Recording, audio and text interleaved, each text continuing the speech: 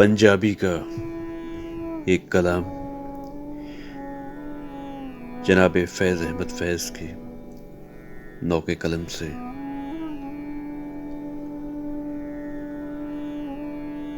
रब्बा सच्चिया तू ते आखिया सी, जाओ बंदिया जग दा शाह है तू। रब्बा सच्चिया तू ते आखिया सी, जाओ बंदिया जग दा शाह है तू।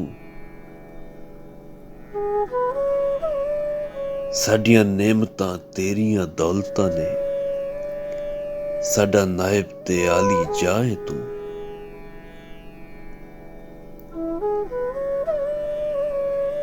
इस लारे ते टोर कद पुछया ही, की इस निमाणे ते बीतियां ने। ओ कदी सार भी लईओ रब साइयां, तेरे शाह नाल जग की कीतियां ने।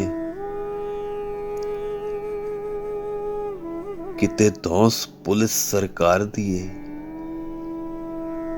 किते तांदली माल पटवार दी है। इवें हड्डां विच कलपे जान मेरी, जिवें फाई विच गूंज कुरलावदी है। चंगा शाह बनाया ही रब साइयां,